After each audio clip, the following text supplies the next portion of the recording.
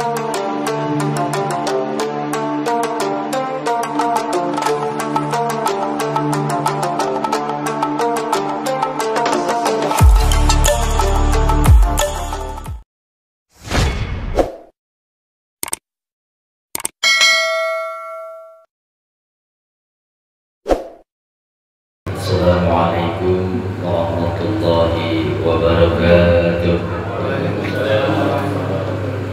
Alhamdulillah, alhamdulillahilladzi waffaqa man yasha'u min ibadihi lis-suluki tariqil mustaqim. Ahmaduhu wa subhanahu wa ashkuruhu ala siwadihi ni'matihi. Asyhadu an la ilaha illallah wahdahu la syarika lah wa asyhadu anna sayyidana Muhammadan abduhu wa rasuluhu ad-da'i ila kulli khair wal mudari min kulli syarr. Allahumma salli ala ruhi sayyidina Muhammadin fil arwah wa salli ala jasadi sayyidina Muhammadin fil ajsad وصل على قبر سيدنا محمد في القبور وبلغ روح سيدنا محمد منا تحية والسلام. اللهم افتح علينا فتوح العارفين بحكمتك وكرامتك أبدا أبدا برحمتك يا أرحم الراحمين. إلهي أنت مقصودي ورضاك مطلوب بعضه محبتك ومعرفتك. Ya sama-sama kita muliakan, ya sama-sama kita ta'zimi guru kita sekalian, Rabbil Ruhina Mursyidina Syekh Ahmad Shahibullah Fatihul Arifin. Semoga beliau selalu ada dalam rahmatnya Allah, ditambah berkah dan karomahnya sehingga terlimpah tercurah kepada kita sekalian. Amin ya Allah ya Rabbal Alamin. Juga yang sama-sama kita hormati seluruh para pemangku majelis zikir wa'tasimu bihablillah. Semoga Allah Subhanahu wa taala memberikan kemudahan, dikabulkan hajat-hajatnya, dan mudah-mudahan selalu diteguhkan di dalam mengamalkan dan melestarikan amaliyah thariqah Qadiriyah Naqsabandiyah Pondok Pesantren Suryaraya. Amin ya Allah ya Rabbal Alamin. Juga yang kami hormati seluruh ikhwan akhwat yang malam hari ini bisa hadir ke majelis ini.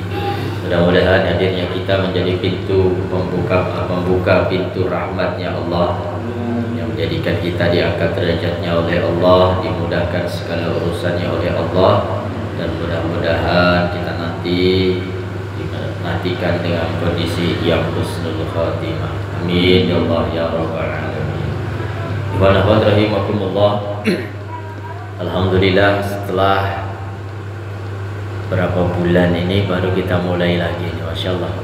Sampai lupa mana kita nih. Di sini kita catat terakhir itu tanggal 5 Maret kita ngaji. Sekarang sudah 30 April. Ya, kurang lebih 1 bulan. Alhamdulillah, mudah-mudahan walaupun sudah lama, tapi mudah-mudahan tetap ngaji tulen. Tulen, tahu ngaji tulen nggak? Kalau bahasanya Kang Beni, ngaji tulen metu terus kelalen gitu. Begitu selesai udah lupa semuanya. Tapi nggak apa-apa, karena ternyata pinter itu tidak wajib. Yang wajib adalah mencari ilmunya. Jadi walaupun kita tidak pinter-pinter karena ngajinya tulen tadi, tapi insya Allah dengan kita selalu hadir ke majelis, selalu hadir menuntut ilmu, insya Allah kita akan tercatat sebagai golongan orang-orang yang beruntung dan Allah angkat derajatnya. Wa rahimahullah. Baik, kita lanjutkan kajian kita menanyai kitab tabaruk kitab Miftahus Sudur. Ya, alhamdulillah kita sudah memasuki bab yang keempat. Insyaallah kita lanjutkan bab yang keempat ini. Bismillahirrahmanirrahim. Khususan ila hadrati Syekh Ahmad Sahibullah Fadajul Arifin wa nafa'ana bi ulumihi jawlillahi lahumul Fatihah. Bismillahirrahmanirrahim. Alhamdulillahirabbil alamin arrahmanir rahim maliki yaumiddin. Iyyaka na'budu wa iyyaka nasta'in ihdinas siratal mustaqim siratal ladzina an'amta 'alaihim ghairil maghdubi 'alaihim waladdallin. Bismillahirrahmanirrahim. Qala Nabi sallallahu alaihi wasallam, telah bersabda siapa Nabi sallallahu alaihi wasallam, Nabi Muhammad sallallahu alaihi wasallam. Beliau bersabda, tuba liman ro'ani wa amana bi.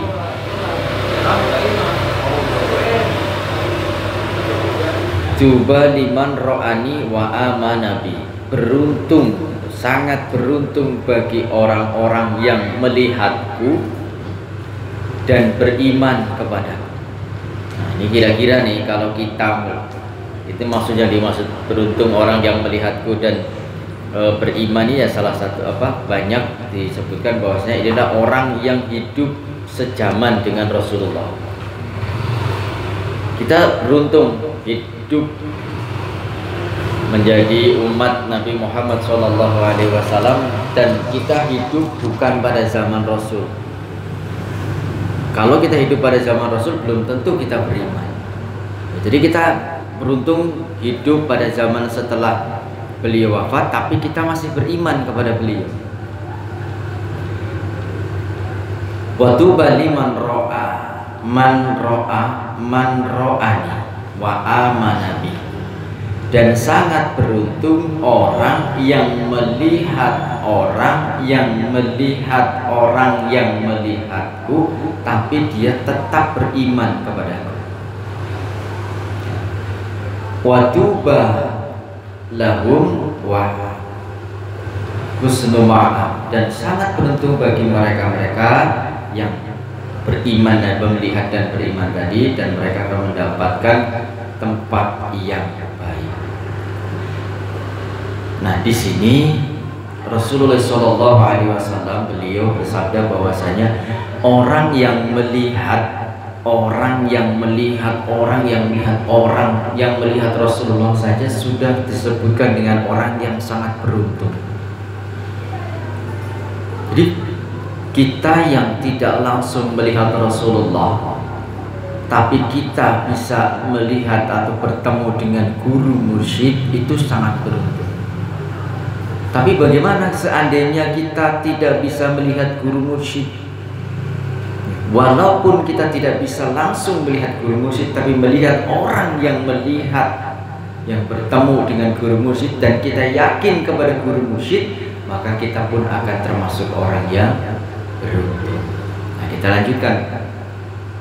Qala Syekh Abdullah As-Salami qaddasallahu sirrahu wa qawlihi tuba liman ro'ani wa tuba liman ro'a man ro'ani ay tuba liman asar fihi. Yang dimaksud dengan tadi tuba liman ro'ani wa amanat ila akhirih tadi, itu artinya adalah tuba liman asar fihi barakatin nadri wa musyahadati, yaitu sangat beruntung bagi orang yang ada bekas di dalamnya. Nanti maksud ada bekas di dalamnya itu ada manfaat bi barakatin nadri wa musyahadati, dengan barokah melihat dan menyaksikan. Artinya bukan berarti bekas di sini itu bukan berarti bekas pakai, itu bukan, tapi kita melihat, kita ada foto Pamar Sahabat, kemudian kita melihat foto Pamar Sahabat, kemudian ada manfaat, kita jadi ingat zikirnya, jadi lebih kuat robitohnya. Ini disebut asar. Artinya ada bekas manfaat daripada kita melihat.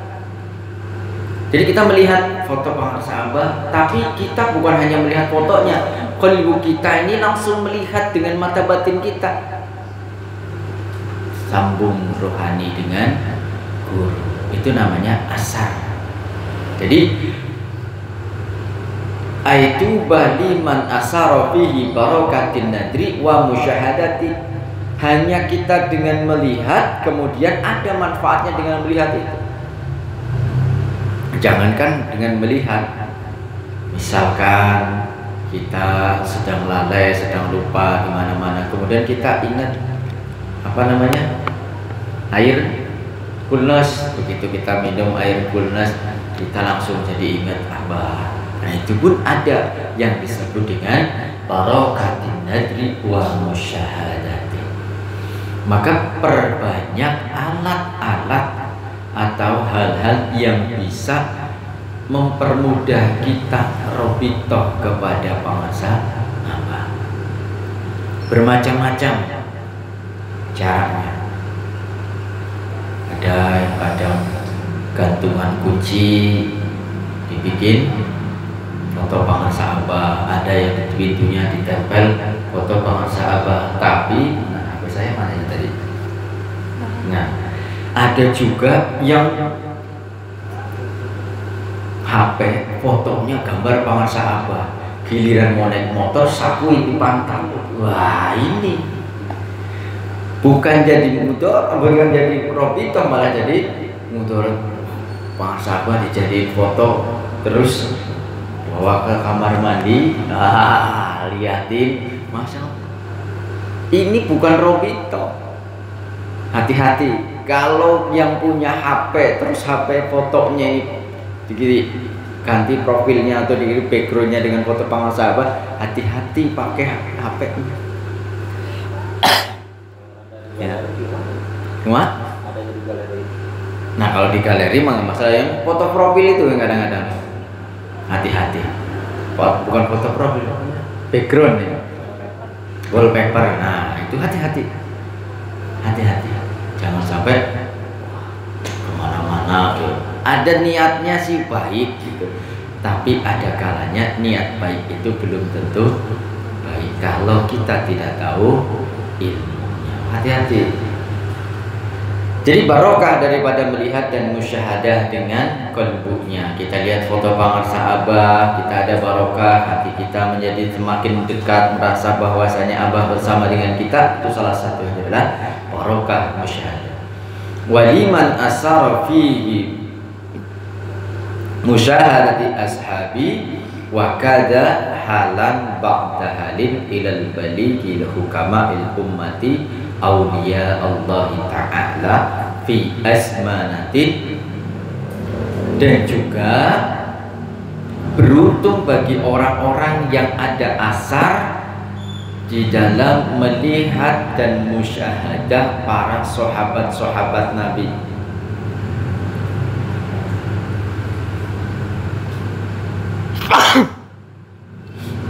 Jadi barokah melihat dan musyahadah para sahabat-sahabat Nabi. Maka ada foto sahabat Khulafaur Rasyidin, ini kan fotonya. Itu adalah upaya kita untuk bisa melihat dan menimbulkan asar sehingga kita bisa musyahadah dengan qalbu kita. Karena kalau kita tidak sering-sering melihat orang-orang yang soleh, kita akan sulit untuk bisa menyambungkan diri kita. Ya, kita melihat orang-orang yang soleh itu kadang-kadang yang kita lihat yang seksi-seksi, yang kita kan begitu. Jadi begitu kita tawajuh, kita menutup mata kita, memejamkan mata kita, kemudian mengarahkan dagu kita ke dalam kalbu kita, kita bayangkan di dalam otak kita ini, gambarkan foto penguasa Abah, itu rasanya sulit, Masya Allah. Gambar foto, yang muncul foto-foto yang lain, ya kan? Masya Allah. Apalagi sekarang begitu kita robitoh begini muncul siapa? Yin Hao, ya kan? Waduh, Masya Allah, sambil semuanya. Jadi bagian daripada sulitnya kita robitoh. Jadi robitoh itu adalah memenuhi otak kita pikiran kita dengan wajah bangsa Abah, sehingga otak kita ini terisi penuh dengan wajah bangsa Abah dan tidak ada celah untuk masuk yang lainnya.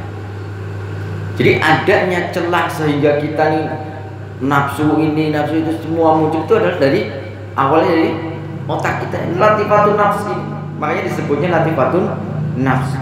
Karena dari sinilah muncul semuanya, hawa nafsu, keinginan semua. Maka tutup supaya tidak dimasuki oleh yang lain, tutup dengan kita membayangkan wajah guru. Nah, ini sulit. Kadang kita sudah bayangin bangsa Abah yang duduk di kursi sambil pegang tasbih. Nanti hilang, yang muncul yang lain, muncul lagi yang terus saja. Caranya bagaimana supaya lebih mudah? Yang pertama kali ketika kita tawajuh, muncul foto yang mana, gambar yang mana, wajah bangsa Abah yang mana, itu yang kita jadikan acuan supaya kita tidak mengejar sesuatu yang bergerak.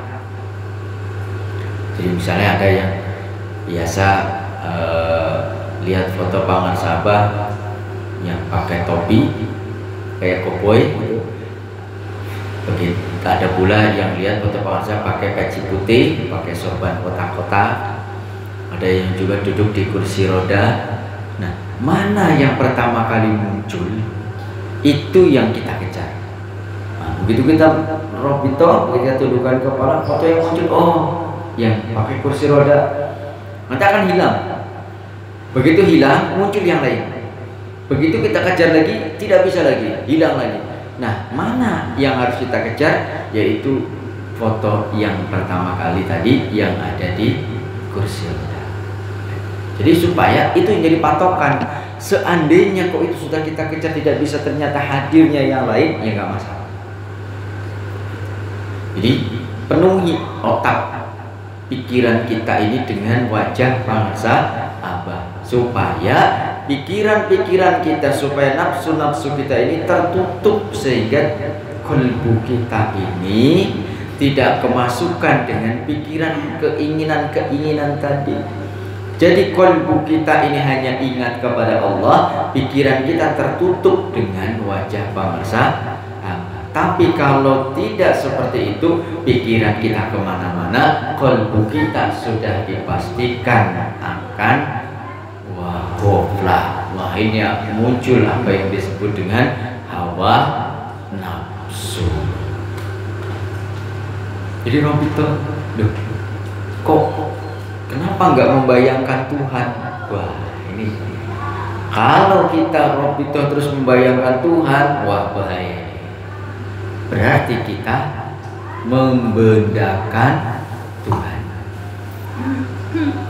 Jadi jangan musyrik itu. Wah, kenapa kita sholat pertama tawajuh harus membayangkan orang, membayangkan guru? Musyrik itu harusnya membayangkan Tuhan. Nah, musyrik mana? Membayangkan wajah orang, guru kita di dalam otak kita, atau otak kita bayangkan Tuhan. Ya. Berarti kita menggambarkan, oh Tuhan seperti ini, seperti itu. Berarti sama saja kita dengan memendahkan Tuhan, menyamakan Tuhan dengan yang lain, itu adalah musyrik.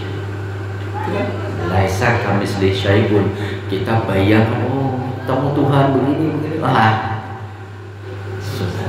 Makanya lihat, orang kalau tidak punya guru akan repot. Tapi kalau kita punya guru, tadi Rasulullah sudah mengatakan tuba liman ro'ani wa amana wa tuba liman ro'a man ro'a. Sampai para sahabat-sahabat, sampai para tabi'in, sampai para wali-walinya Allah. Jadi tidak usah khawatir, oh kita membayangkan wajah guru ketika kita sholat, ketika kita tawajuh, otak kita ini membayangkan wajah guru kita, itu termasuk musyrik.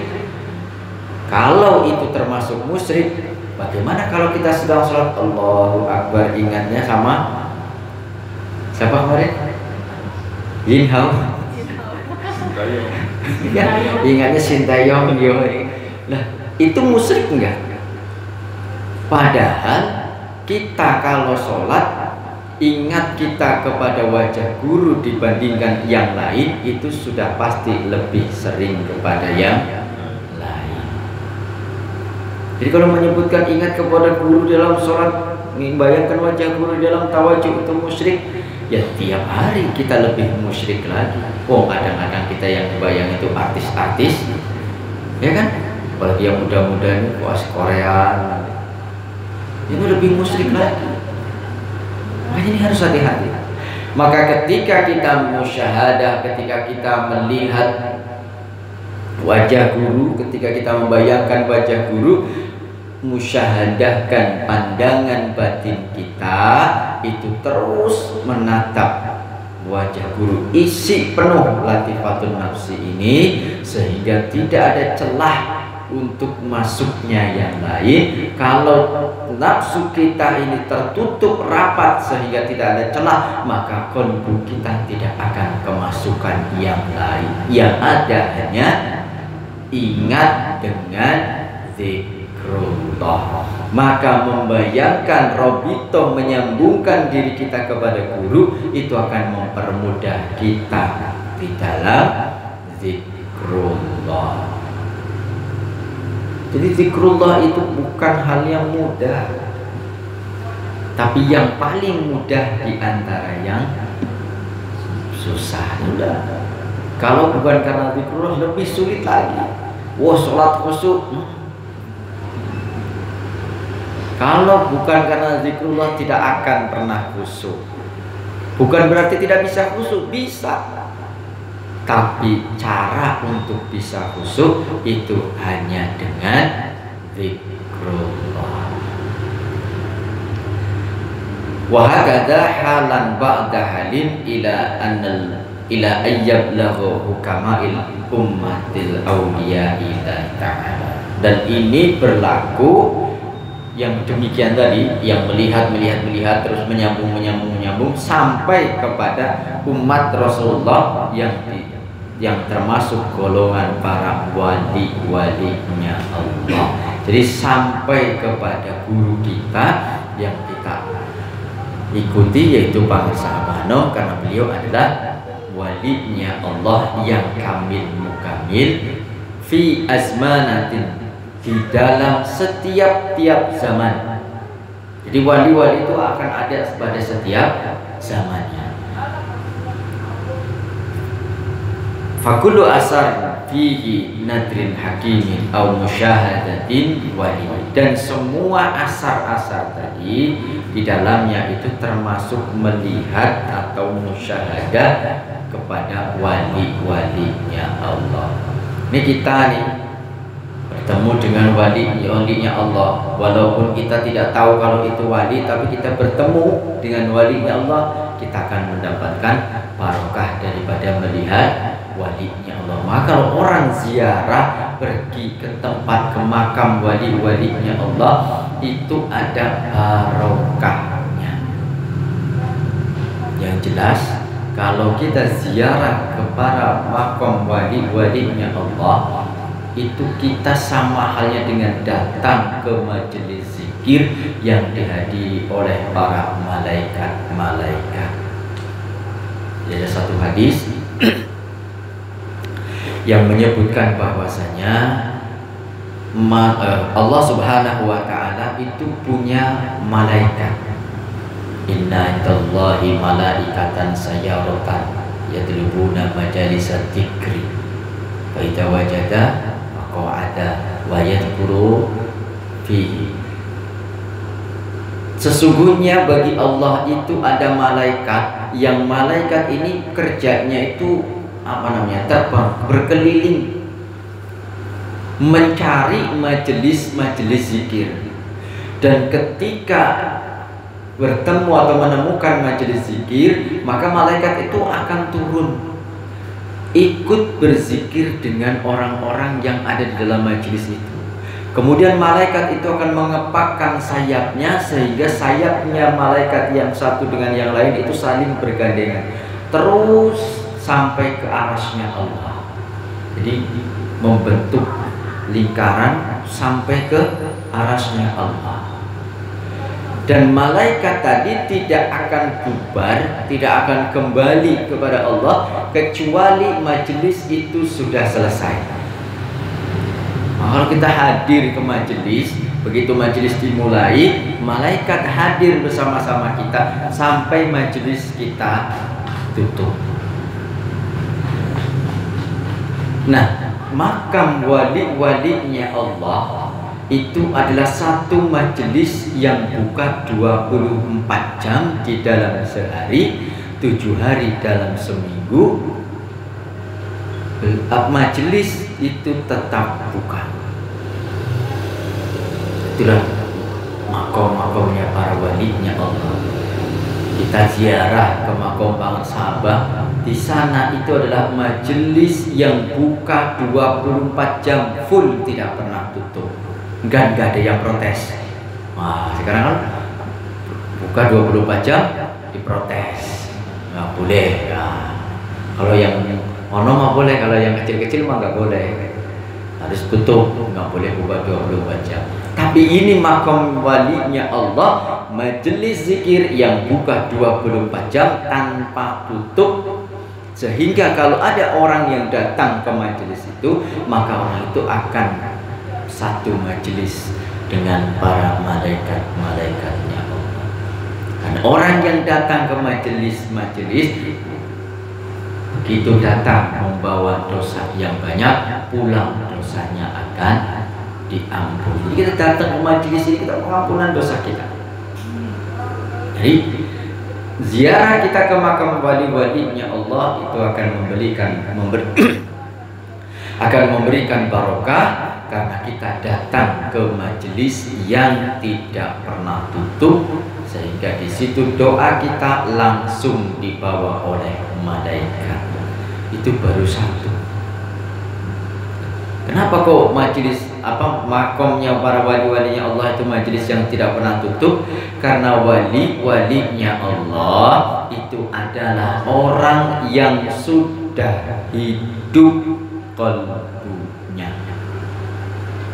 Jasadnya secara dohir mati, tapi qalbunya hidup. Hidup dengan apa? Hidup dengan zikrullah. Jadi tidak pernah mati lagi, terus hidup qalbunya walaupun ada di alam kubur. Maka para wali-walinya Allah itu di kuburnya tetap berzikir dan tidak pernah berhenti.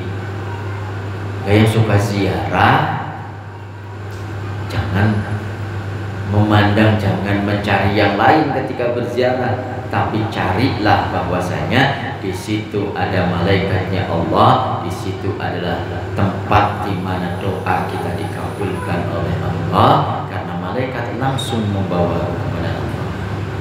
Jadi sering-seringlah ziarah. Tapi ingat, wali-walinya Allah tadi ada yang lebih dahsyat lagi. Kita ziarah ke 40 walinya Allah itu akan kalah dengan kita ziarah ke satu tempat. Kita ziarah satu kali ziarah 40 makam walinya Allah, tapi itu akan kalah dengan kita ziarah ke satu tempat ini, yaitu ziarah ke makam orang tua leluhur. Ya, kalau kita cucu, ibunya masih ada, mbahnya masih ada, nanti ke buyutnya. Apalagi ini ziarah ke orang tua sendiri. Maka jangan sampai kita sudah ziarah keliling dunia, tapi ziarah ke makam orang tuanya sendiri tidak pernah diziarahi. Satu makam tadi akan mengalahkan kita ziarah ke 40 makam walinya Allah. Orang tua itu ada dua. Maka kalau kita berdoakan, kita doakan kepada kedua orang tua kita. Nah, kalau misalnya diartikan orang tua, kedua orang tua kita, ini kasihan yang punya mertua. Berarti orang tuanya ada 4 kan, tapi yang disebutkan cuma 2. Yang 2 lagi nggak disebutin. ya kan? Tapi yang dimaksud kedua orang tua kita itu orang tua yang melahirkan kita sekali dan yang melahirkan kita untuk yang kedua kalinya. Kita ini lahir 2 kali. Kalau yang sudah mendapatkan talqin zikir, la yalijul insana ila malakutis samawati wal ard illa ba'da tawallada marratain. Tidaklah akan sampai orang itu mencapai kepada alam malakut yang bersifat alam Tuhanan kecuali orang itu telah dilahirkan 2 kali. Kok harus lahir 2 kali? Iya, katoyuru fa inna toyur tawallada marratain. Seperti burung, karena burung itu sejatinya dilahirkan 2 kali. Lahir pertama wujudnya telur, lahir kedua baru jadi burung. Itu harus diengkrami. Maka kita lahir pertama itu lahir dari rahim ibunda kita, lahir kedua adalah lahir ruhani kita yang dilahirkan kembali melalui talqin zikir dari guru mursyid dan terlahir sebagai tiflul ma'ani. Maka berdoa kita untuk kedua orang tua kita, ya orang tua yang melahirkan kita pertama dan yang melahirkan kita kedua kalinya, yaitu bapak ibu kita secara zahir dan guru mursyid kita. Maka ziarah yang paling utama ya ziarah ke kedua orang tua kita yang zahir tadi dan juga kepada guru mursyid.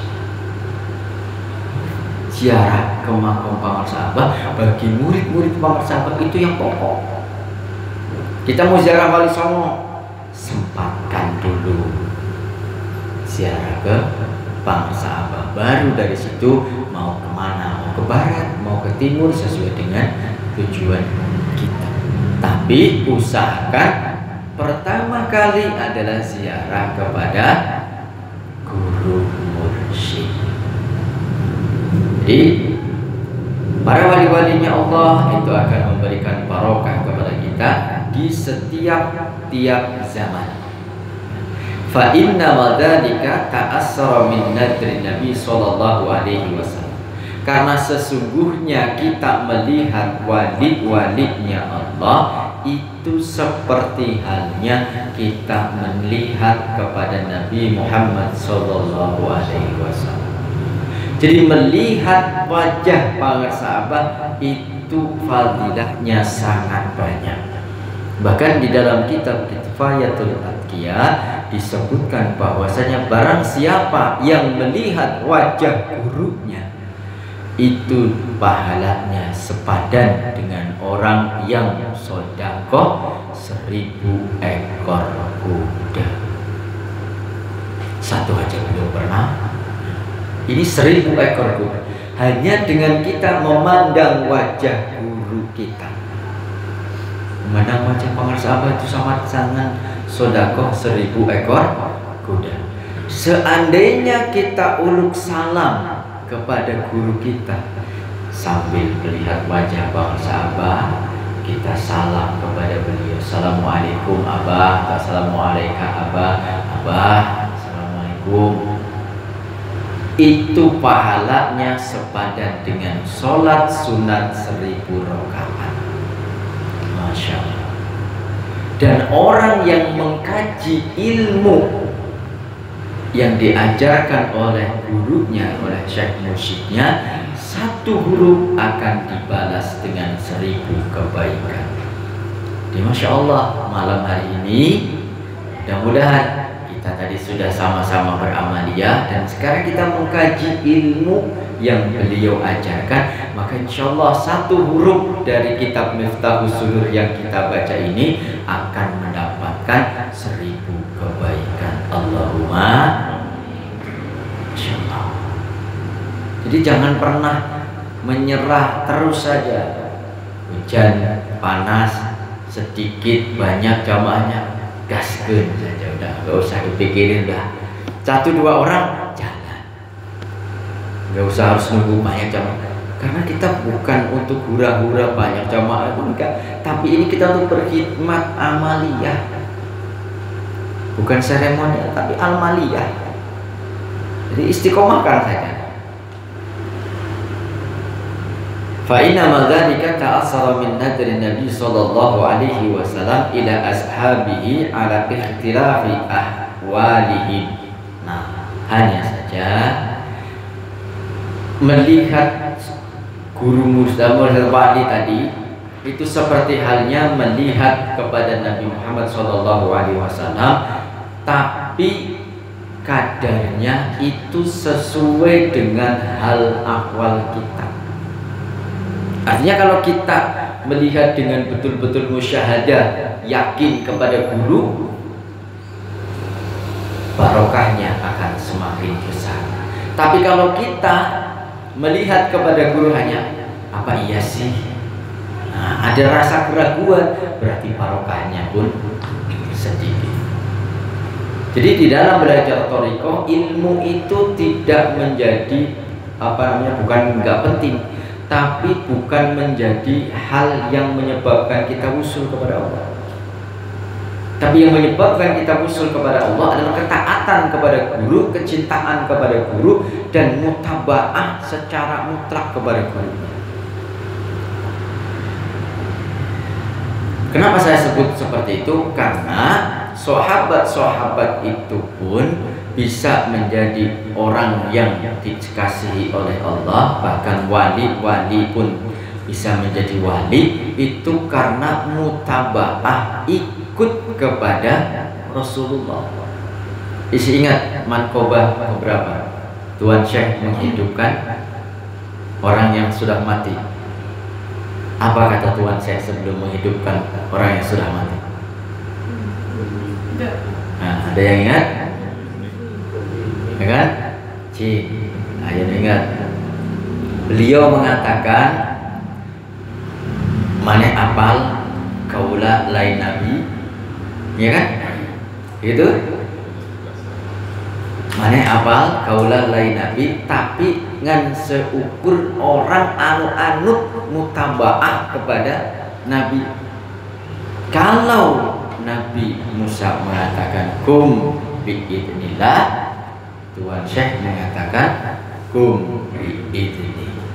Tuan Syekh bukan nabi, tapi hanya orang yang mutaba'ah, ikut kepada Nabi Muhammad SAW.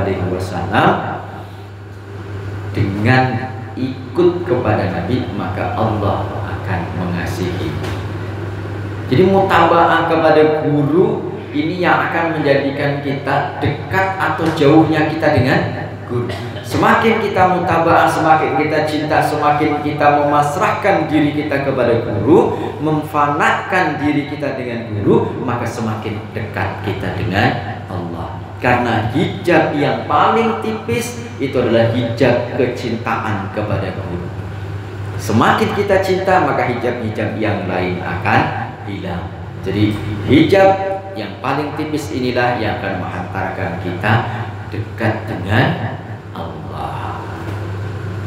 Jadi barokah besar kecilnya barokah guru kita itu tergantung yakinnya kita. Kalau kita masih ada keraguan, apa iya kok saya udah belajar thariqah tapi masih begini-begini saja, kok saya sudah khataman tapi begini-begini saja, kok saya sudah mengamalkan ini tapi kok masih begini-begini saja, ini berarti masih ada keraguan. Kalau masih ada keraguan, maka justru akan semakin amaliyahnya tidak berbekas. Kemudian ada yang lagi, wah saya mau cari mursyid yang lain lah, para sahabat sudah tidak ada. Wah ini ada diberi amanah, wah harus memursyidkan. Nah ini bahaya. Berarti kalau kita memursyidkan yang lain, kita tidak yakin dengan kemursyidkan para sahabat. tidak yakin dengan hadis ini, bahwasanya Rasul pun mengatakan tuba liman ro'a man ro'a man ro'a.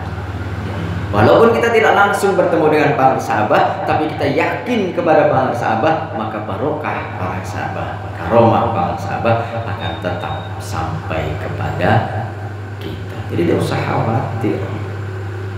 Yang kita khawatirkan adalah ketika hilangnya rasa cinta dalam diri kita, kemudian datang keraguan di dalam diri kita, walaupun hanya sedikit.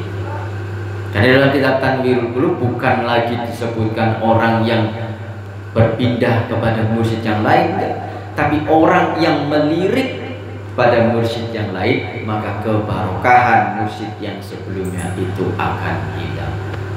Jadi kita sudah bermursyid kepada para sahabat yang sudah mengamalkan zikir bertahun-tahun, kemudian ada upah entar ngamalin tiba-tiba langsung bisa ini bisa itu, jangan-jangan saya ikut itulah. Nah, ini akan menjadikan hilangnya kebarokahan bagi kita. Jadi barokah guru akan hilang hanya karena sedikit keraguan saja. Fa asara kullu wahidin bihisabi halihi wa lihada jarrat ta'siran minal masyayikh lil murid.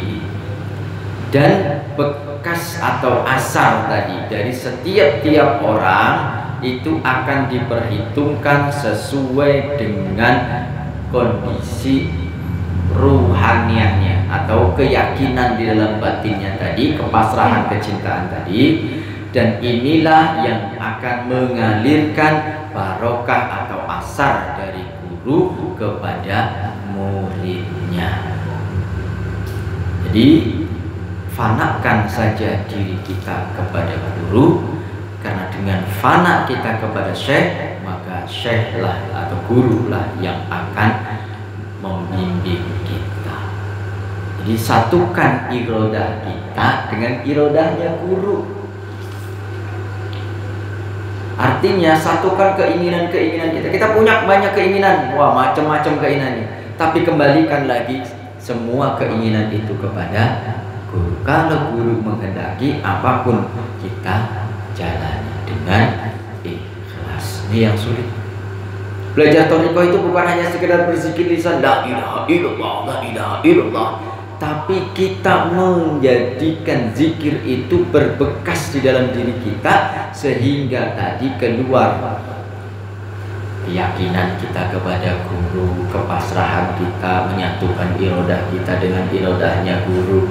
Karena irodahnya kita, ketika irodah kita sudah kita satukan dengan irodahnya guru, maka disatukan dengan irodahnya Allah. Karena guru itu adalah orang yang irodahnya sudah bersatu dengan irodahnya Allah.